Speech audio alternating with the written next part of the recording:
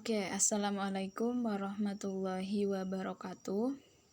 Baik anak-anak, sekarang kita bertemu lagi dengan mata pelajaran fisika pertemuan pertama di semester 1 tahun pelajaran 2020-2021 pada kelas 12. Seperti yang kita ketahui, saat ini kita sedang dihadapkan dengan adanya pandemi COVID-19. Oleh karena itu, kita tidak dapat melakukan belajar secara langsung gitu ya di kelas. Semoga kondisi kita dalam keadaan baik-baik saja dan senantiasa menjaga kesehatan. Oke, di kelas 12 semester 1 ini, kita akan membahas 6 bab materi yang akan dipelajari. Materi fisika kelas 12 semester ganjil diantaranya ada arus listrik searah atau DC, kemudian yang kedua ada gejala listrik statis atau elektrostatis, yang ketiga ada medan magnet, yang keempat ada induksi elektromagnetik, yang kelima ada arus listrik bolak-balik atau AC, kemudian yang keenam ada radiasi elektromagnetik. Jika kita lihat di kelas 12 semester ganjil ini kita akan mempelajari tentang kelistrikan dan kemagnetan ya. Oke, saat ini kita akan membahas tentang listrik statis atau elektrostatis. Sebelum membahas lebih dalam mengenai listrik, cobalah jawab pertanyaan berikut. Yang pertama, apa yang dimaksud dengan listrik? Ini ya, apa yang dimaksud dengan listrik? Tentunya kalian sudah nggak asing lagi ya dengan yang namanya listrik. Tiap hari pasti kalian menggunakan apa itu listrik. Kalian nyarger HP pakai listrik, kulkas kalian pakai listrik, lampu menggunakan listrik. Bisa dikatakan kehidupan sehari-hari kita tidak terlepas dari yang namanya listrik. Nah, lalu kalian tahu nggak sih gitu apa yang namanya listrik itu sendiri sebenarnya apa sih gitu. Nah, kemudian yang selanjutnya ada pertanyaan kedua, bagaimana sejarah penemuan listrik? Pertanyaan tersebut merupakan tugas pertama ya yang harus kalian cari. Oke, sekarang kita masuk dalam pembahasan listrik statis. Jadi listrik statis itu gimana sih? Kalian pernah gak sih gitu menggosok-gosokkan penggaris atau sisir di rambut yang kering? Setelah beberapa menit terus kalian dekatkan penggaris tersebut ke potongan kertas kecil. Terus apa yang terjadi gitu pada kedua benda tersebut? Nah, atau enggak kalian pernah gak sih menggosok-gosokkan sebuah balon dengan kain wol, lalu mendekatkan balon tersebut pada tembok? Nah, terus apa sih yang terjadi gitu? Apa yang kita lihat dari kedua percobaan sederhana tersebut? Percobaan ini bisa kalian lakukan sendiri atau enggak, mari kita tonton video berikut ini.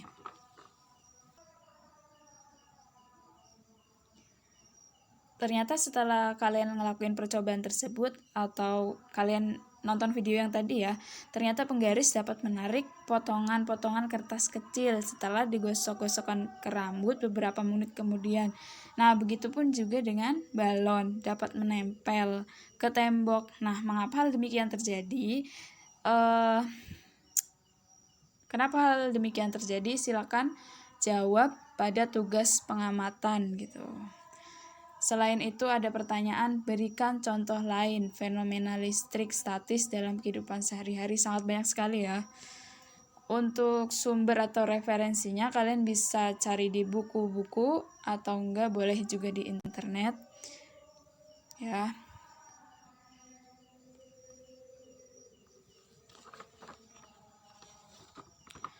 Nah, setelah kita melihat video percobaan atau kalian melakukan percobaan sendiri tadi, dapat kita lihat bahwa penggaris dapat menarik kertas setelah digosokkan pada rambut. Nah, kemampuan menarik dan menempel ini timbul karena penggaris plastik dan balon menjadi bermuatan listrik. Terus benda bermuatan listrik itu mempunyai sifat-sifat kelistrikan ya yang dimiliki muatan listrik.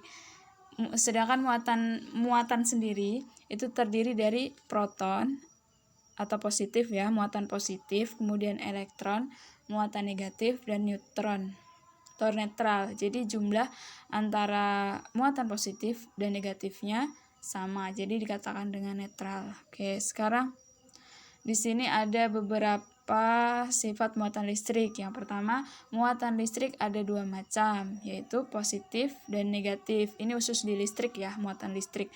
Kemudian muatan sejenis itu akan saling tolak menolak. Misalnya negatif dengan negatif, dia akan tolak menolak.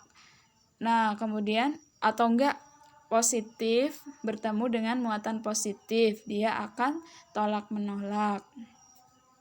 Nah, sedangkan jika muatan berlainan jenis akan saling tarik menarik. Contohnya, kita punya muatan positif dan didekatkan dengan muatan negatif, maka dia akan saling tarik menarik gitu ya. Kemudian yang ketiga, muatan bersifat kekal. Yang keempat, muatan terkuantisasi.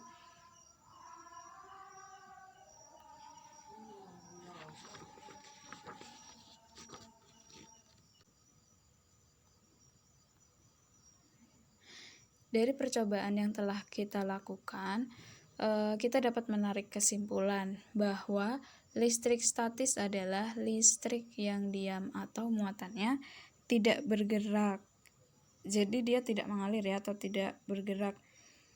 Hanya saja dia akan bergerak salah satunya dengan cara penggosokan tadi, seperti yang telah ditayangkan pada video. Hal tersebut terjadi karena adanya perpindahan muatan listrik dari satu benda ke benda lain dan sifatnya hanya sementara ya. Selanjutnya kita akan membahas tentang gaya listrik. Gaya listrik atau gaya Coulomb ini membahas interaksi antar dua muatan gitu ya. Saling tarik menarikkah atau tolak menolakkah. Oke. Selanjutnya kita akan membahas tentang gaya listrik, di mana gaya listrik atau gaya Coulomb ini membahas mengenai interaksi antar muatan.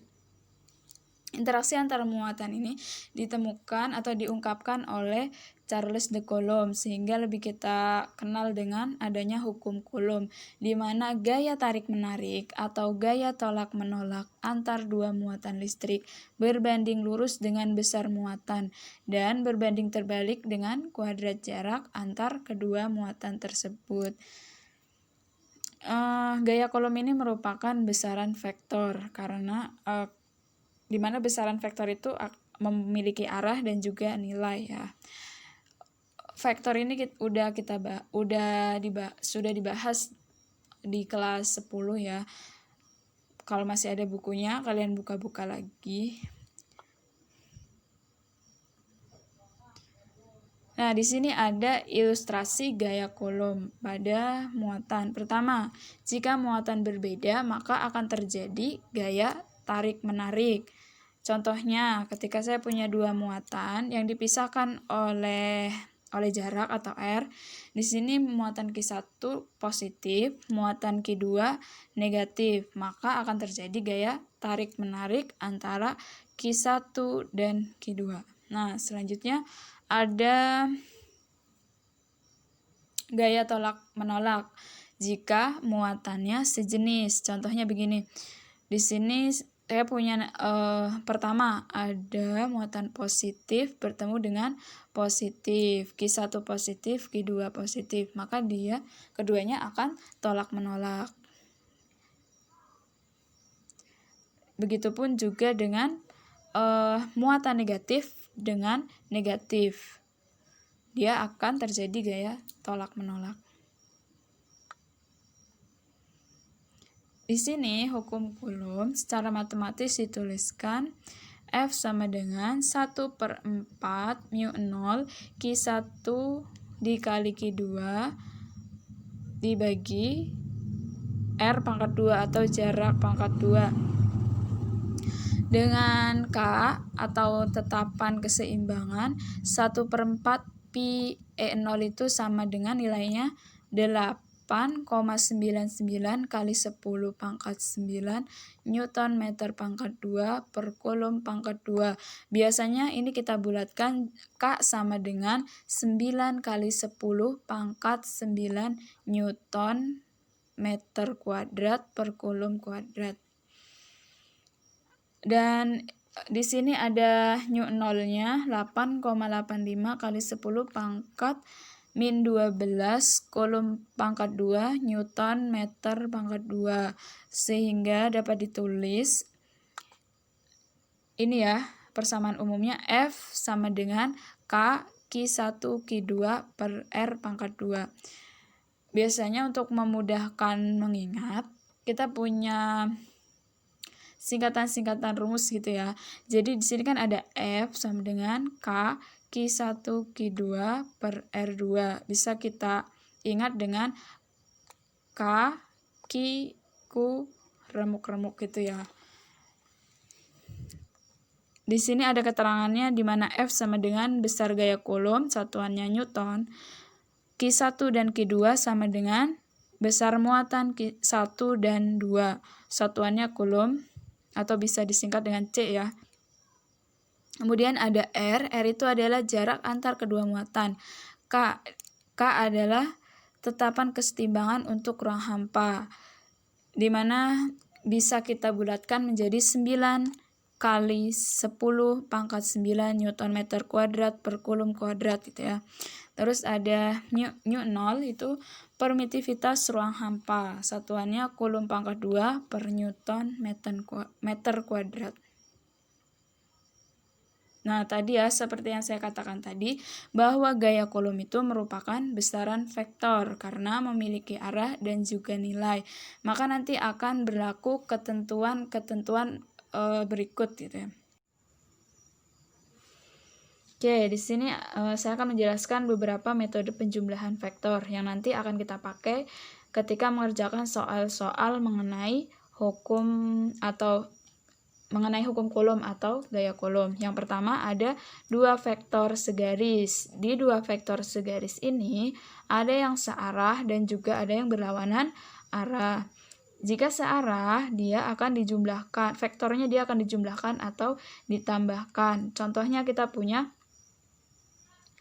F1 dengan F2, dia gayanya saling searah atau vektornya searah ya, misalkan ke kanan semua atau ke kiri semua gitu.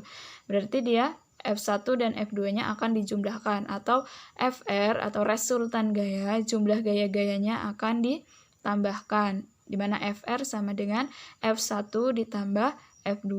Nah, kemudian selanjutnya yang berlawanan arah, itu akan dikurangi ya atau diselisihkan. Contohnya begini, ada gaya tolak-menolak antara F1 dengan F2. F1 ke kanan dan F2 ke kiri. Otomatis FR atau resultan gayanya akan berlaku FR sama dengan F1 dikurangi dengan F2 gitu ya.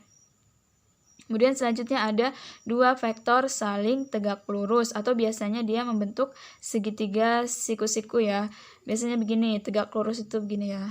Ini tegak dan ini lurus. Biasanya di sini dia membentuk sudut 90 derajat gitu ya. Berarti dia akan berlaku seperti teorema Pythagoras ya. FR sama dengan akar F1 pangkat 2 ditambah F2 pangkat 2, misalkan resultannya di sini gitu kan. Berarti resultan gayanya sama dengan akar F1 pangkat 2 ditambah F2 pangkat 2 gitu. Kemudian yang ketiga ada dua vektor membentuk sudut. Ini contohnya biasanya kalau misalkan ada segitiga sama sisi gitu ya, sisinya sama. Biasanya kan ada sudut 30 derajat, sini 30 derajat. Nah, itu dia menggunakan FR atau gaya resultannya sama dengan akar F1 pangkat 2, F2 pangkat 2 ditambah 2F1 dikali F2 dikali cos theta gitu. Kemudian yang terakhir ada dua vektor. Yang keempat ada dua vektor yang besarnya sama membentuk sudut 120 derajat. Dia akan mempunyai resultan sebesar salah satu vektor itu sendiri. Misalnya FR-nya sebesar F1 atau sama dengan F2 gitu ya. Oke, itu sedikit penjelasan tentang metode penjumlahan vektor sebelum kita membahas mengenai contoh-contoh soal yang akan diberikan. Contoh nomor 1 ya, 2 buah muatan listrik masing-masing besarnya 3 mikrokulom dan 6 mikrokulom terpisah pada jarak 3 cm. Tentukan besarnya gaya kolom yang bekerja pada tiap-tiap muatan. Nah, seperti biasa ya, sebelum mengerjakan soal kita tulis dulu yang diketahuinya apa aja. Diketahui di sini ada masing-masing muatan besarnya 3 mikrokolom dan 6 mikrokolom. Berarti di sini Q1, ini kedua. Berarti Q1-nya sama dengan 3 mikrokolom. Nah, karena satuan baku dari muatan itu kolom, maka kita jadikan dari mikro ke kolom. 1 mikrokolom sama dengan 10 pangkat minus 6 kolom. Berarti di sini 3 kali 10 pangkat minus 6 kolom. Di sini ada Q2, 6 mikrokolom, sama kita jadikan kolom juga. Jadi 6 kali 10 pangkat minus 6. Nah, di sini ada R atau jarak antar muatan 1 dan 2 itu ada 3 cm. Satuan baku dari jarak itu adalah meter. Berarti dari cm kita rubah ke meter. Dari senti ke meter itu kan naik 2 tangga ya. Kalau misalkan kita melihat tangga satuan, berarti 3 cm sama dengan dibagi 100 atau 3 kali 10 pangkat minus 2 meter.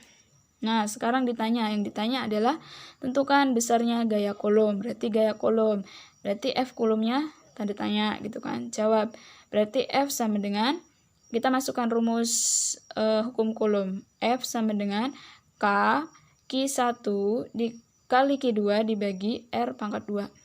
Nah, di mana K ini tetapan kesebandingan ya, besarnya 9 kali 10 pangkat 9 Newton meter pangkat 2 per kolom kuadrat. Berarti sama dengan, kita masukkan nilai K yang ini ya, nih 9 kali 10 pangkat 9, kemudian Q1 kita masukkan 3 kali 10 pangkat min 6, Q2 juga sama ya, kita masukkan ini 6 kali 10 pangkat minus 6, kemudian R pangkat 2, di sini R-nya ada 3 kali 10 pangkat minus 2, dipangkatkan 2. Nah, sekarang kita lanjut. 9 kali 10 pangkat 9. Ini dikali 3 kali 6 kan 18 ya. 3 kali 6 18 dikali 10 pangkat minus 12. Kalau ini dikali berarti pangkatnya ditambah. Minus 6 ditambah minus 6 itu minus 12. Dan di sini R-nya dikuadratkan. 3 kali 3 pangkat 2 atau 3 kuadrat sama dengan 9 ya. 3 kali 3 9. Kemudian di sini pangkatnya ada 10 pangkat minus 2. Berarti pangkatnya dikalikan. Minus 2 dikali 2 sama dengan minus 4 gitu ya. Di sini ada jadi 9 kali 10 pangkat 9. Ini kan bisa ya dibagi ya. 18 dibagi 9. Kita langsung aja bagi. 18 bagi 9 kan 2. Berarti di sini kita tulis 2. Kemudian di sini ada pangkatnya minus 12 dibagi 10 pangkat minus 4. Berarti ini nanti jadinya kalau misalkan dibagi kan dikurangi ya. Begini, 10 minus 12 dikurangi minus 4. Berarti nanti sama dengan 10 minus 12 plus 4. Berarti jadinya 10 pangkat minus 8 ya. Jadi di sini 2 kali 10 pangkat minus 8 sama dengan 9 kali 2 18. Terus 9 ditambah minus 8 tinggal 1 ya. Berarti 18 dikali 10 pangkat 1 atau sama dengan juga kalau misalnya kita geser komanya ke sini ya. Berarti jadi 1,8 kali 10 pangkat 2 Newton gitu ya. Lanjut ke contoh soal kedua ya. Di sini kita akan mengaplikasikan atau menggunakan metode vektor. Nah, di contoh 2 ini ada soal 3 buah muatan listrik disusun seperti pada gambar. Ini ya gambarnya. Jadi di sini ada muatan A itu positif, kemudian ada muatan B itu negatif ya, negatif 2G. Terus yang C juga muatannya negatif. Kemudian besar dan arah gaya kolom pada muatan B adalah, berarti yang ditanya di sini ya, di muatan B. Dengan K atau ketetapan kesebandingannya 9 kali 10 pangkat 9 Newton meter kuadrat per kolom kuadrat. Kemudian 1 mikrokolom itu sama dengan 10 pangkat minus 6 kolom gitu. Nah, di sini ada pilihannya A, B, C, D, E. Nah, sekarang jaraknya ya. Jaraknya lupa ditulis, nanti sebentar.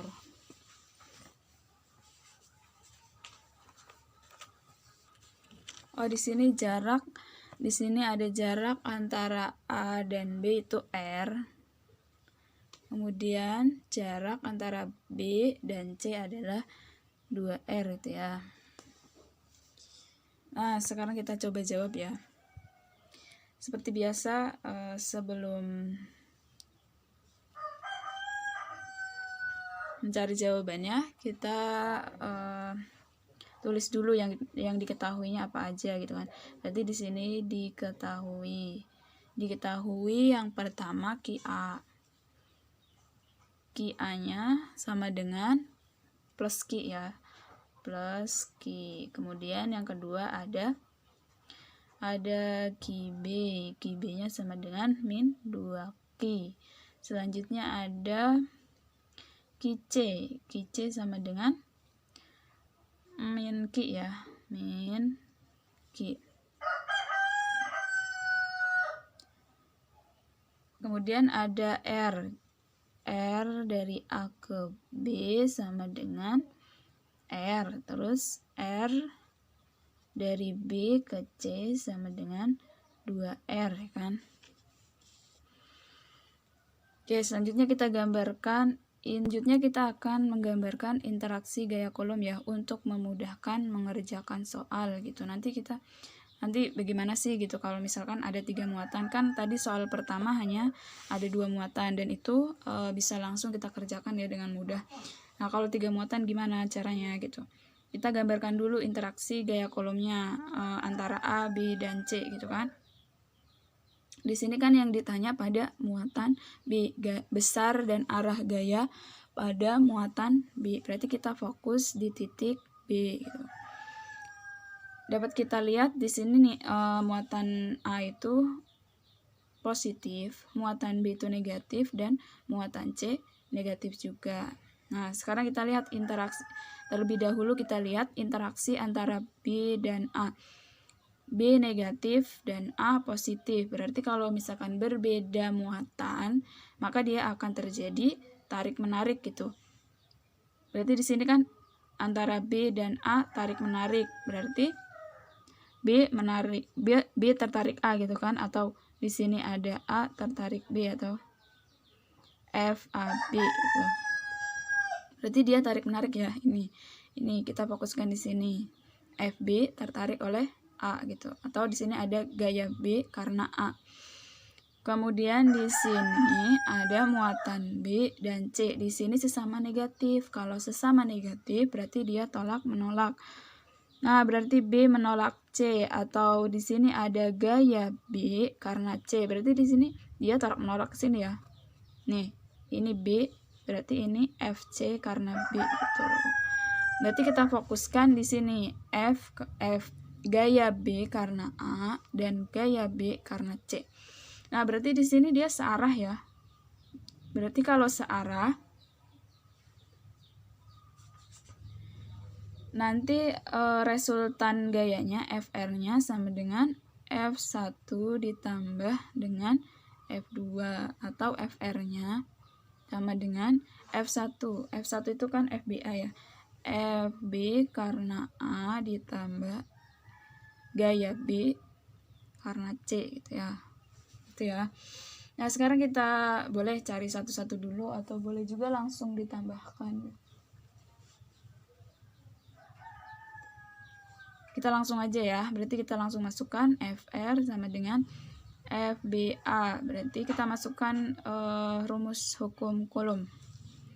Berarti K QA dikali QB per RAB pangkat 2 kan, ditambah FBC, berarti K QB dikali QC dibagi RBC pangkat 2 kan. Selanjutnya sama dengan di sini kita sama-sama punya K, ditulis K aja dulu ya. K QA-nya berapa? QA-nya adalah plus Q ya. QA-nya plus Q, berarti kita tulis Q saja. QB-nya min 2Q, kita tulis 2Q dikali 2Q per RAB. RAB adalah R pangkat 2 ditambah K QB-nya besarnya min 2Q atau tidak, nilai min itu tidak masuk dalam perhitungan ya, dia hanya menunjukkan arah saja. Berarti kita tulis 2Q dikali QC min Q atau kita tulis Q saja per RBC. RBC adalah nilainya 2R pangkat 2 gitu. Sama dengan K Q kali 2Q sama dengan 2Q pangkat 2. R pangkat 2 berarti R pangkat 2, R kali R sama dengan R pangkat 2 ditambah K, di sini ada 2Q dikali Q ya. Berarti sama di sini K 2Q pangkat 2 per, di sini kan 2R pangkat 2, berarti 2 kali 2 2 pangkat 2 4, R pangkat 2 R pangkat 2. R pangkat 2 sama dengan R pangkat 2 ya, berarti jadinya 4 R pangkat 2. Nah, sekarang kita bisa ditambahkan gitu ya. Kita perkecil dulu ini. Ini kan 2 bagi 2 bisa 1 ya. Sini 4 bagi 2 2. Nah, berarti nanti di sini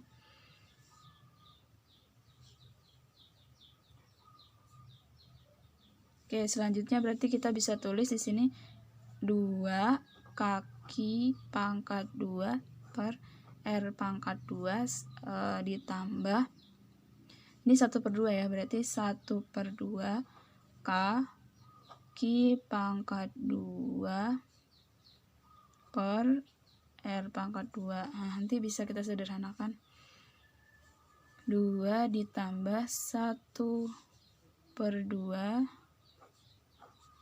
K Q pangkat 2 per R kuadrat. Ini kan sama ya, kaki pangkat 2 per R kuadrat, kaki pangkat 2 per R kuadrat. Jadi kita bisa keluarkan perkalian 2, kita bisa keluarkan 2 plus 1/2 dalam kurung. Sama aja kayak gini ya. Jadi ini sama dengan, ini kan 2 kali 2 sama dengan 4, 4 tambah 1 5, berarti jadi 5/2 K Q pangkat 2 per R pangkat 2, berarti sama dengan 2,5 K Q pangkat 2 per R pangkat 2, atau bisa Newton ya, atau bisa kita tulis juga 2,5 K Q pangkat 2 R pangkat min 2, sehingga jawabannya adalah yang A. Coba kita lihat ya, ini yang A.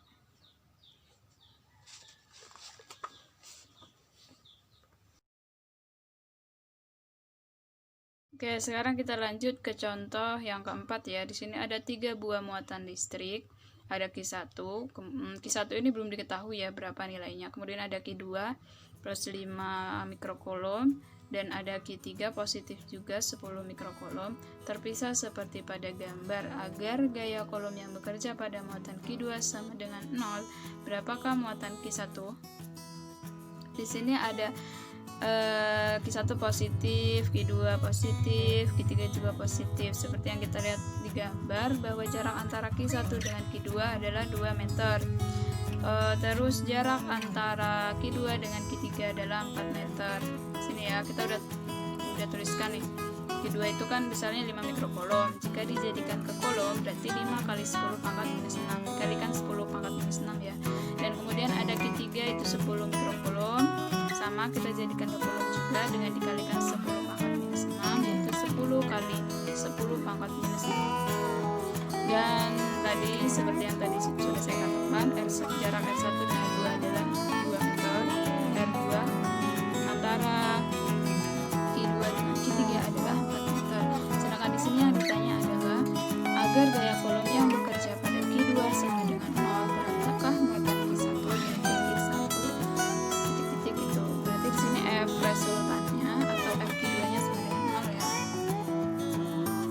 Nah, sebelumnya tetap ya kita harus menggambarkan arah gaya-gayanya atau interaksi gaya kolomnya. Di sini kan tadi FR-nya sama dengan 0 atau FQ2-nya sama dengan 0, berarti kita fokus ke Q2 lagi.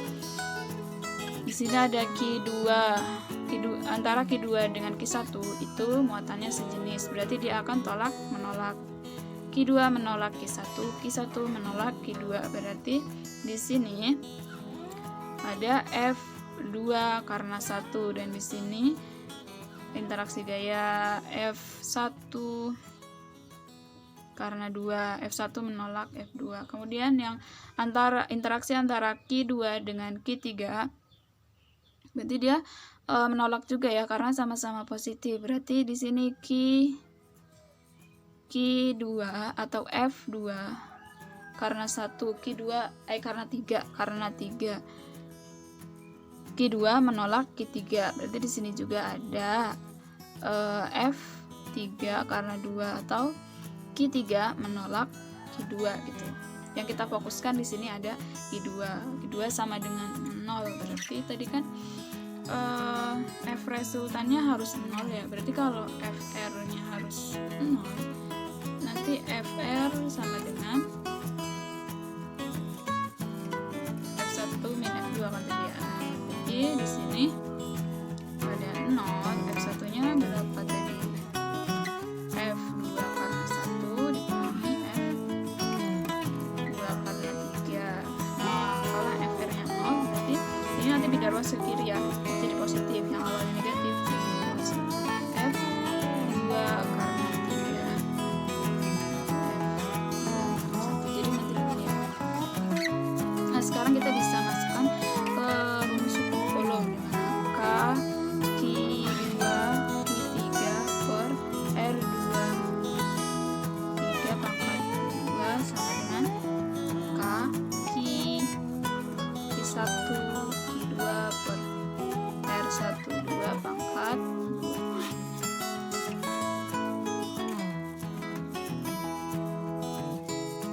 Oke, sekarang kita masukkan angkanya ya. K-nya sama dengan 9 kali 10 pangkat 9.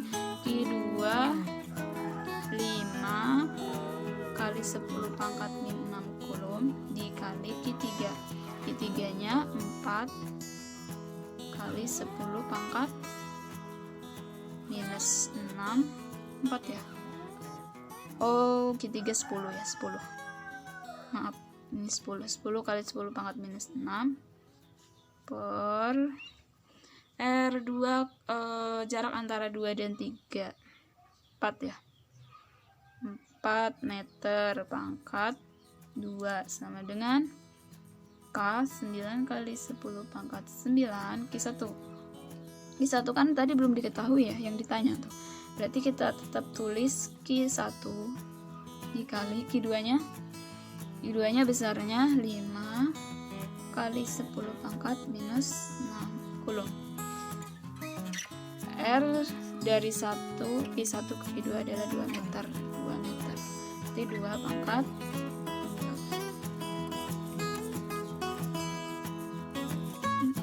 2. Sekarang kita lanjutkan ya. 9. Di sini kan ada 9 kali 5 itu ada 45 ya, kali 10 berarti 450 gitu. 450 dikali 10 pangkat minus berapa, minus 3 per 15 sama dengan di sini ada 9 kali 5 sama dengan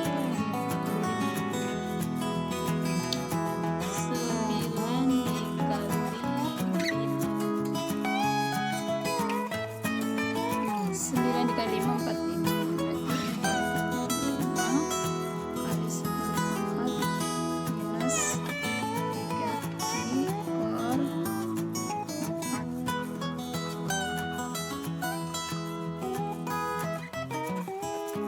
Sekarang 450 dibagi 16 itu berapa? 450 dibagi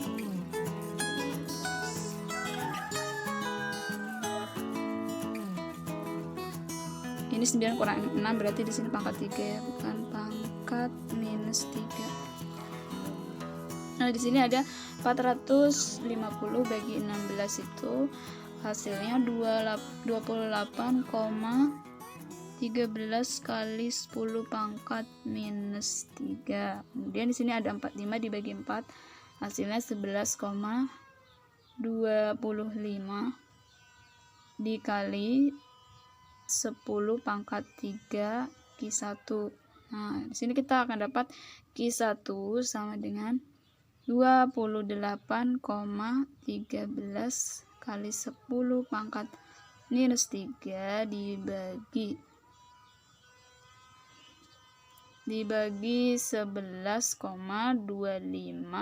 kali 10 pangkat 3. Berarti nanti di sini jadi 28,13 dibagi 11,25 itu 2,5.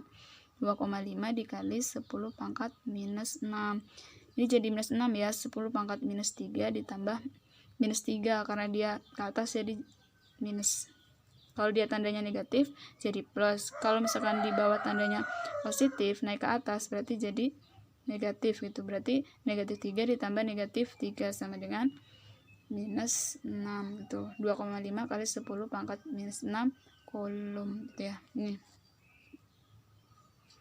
Atau kalau misalnya ada beberapa tugas yang harus kalian selesaikan. Pertama ada nomor 1, 2, 3, 4, dan 5. Nah, di nomor 5 ini jawab pertanyaan pada slide 2 dan slide 5. Jadi pertanyaannya yang ini ya. Ini nih.